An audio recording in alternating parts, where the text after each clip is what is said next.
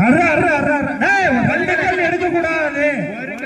அதான் ரெண்டு எடுக்க கூடாது. கல்ல ஒண்ணு வை, வை.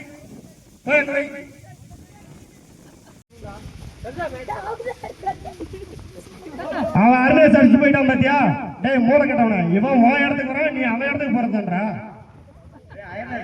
இப்ப அருணேஷ் கிட்ட மூணுக்குதா, அவன் தான் வின் பண்ண கணக்கு. சரியா?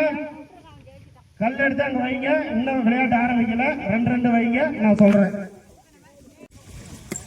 என்ன அவங்ககிட்ட இதுதான் ஆட்டம். அடுத்த முடிச்சு இது ஆட்டம். இது நிக்க கூடாது, ஓடுங்கடா, நிக்க கூடாது, ஓடு. மூணு கல்லு தான் அவன்தான் விட்டு. வட்டத்துல கல் இருக்கணும், வட்டத்துல கல் இருக்கணும். அதுக்கு வெளியே போ. உனக்கு விளையாடவே தெரியல. வட்டத்துல கல் இருக்குன்னு சொல்றோம், கல்லையா வெளியே தூக்கி போடுற? அந்த மாதிரி தூக்கி போட்டா நீங்களே வெளியே போயிடணும். வேற கல்லு போய் அரை கல் எடுத்துணும். அங்க வேற கல்லு. அதான் கரெக்டா நோட் பண்ணுங்க. எவன் இடத்துல இல்ல கல் எடுங்க, அதுக்கேற்ற மாதிரி கல் எடுங்க. அதேதான், அவ்வளவுதான். கார்த்தி ஓட முடியல, என்ன பண்றது தெரியலையே.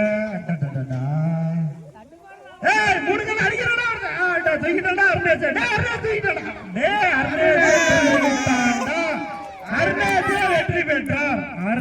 வெற்றி பெற்றார். வட்டக்கல் போட்டியில் அருணேஷ். அவங்க கல்ல வச்சுட்டு நீ வெளிவா, அடுத்து உனக்கு போட்டி. கல்லு மூணு கல்லு இருக்கிறவன் கல்லு டக்குன்னு போ. கல்லு எடுத்துக்கோ.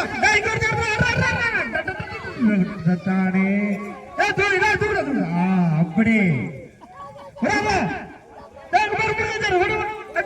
போச்சுரா. முடிஞ்சிடாத.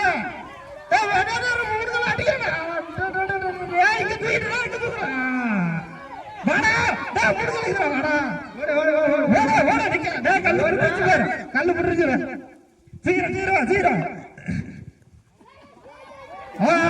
வெற்றி பெற்றான். வெற்றி ஆள் வெற்றி. விஜய் மூணு கல் இருந்தா தாரிக்கா அடிச்சுட்டு போயிட்டான். ஒரே ரவுண்ட்ல தாரிக்கா வெற்றி பெற்று விட்டால்.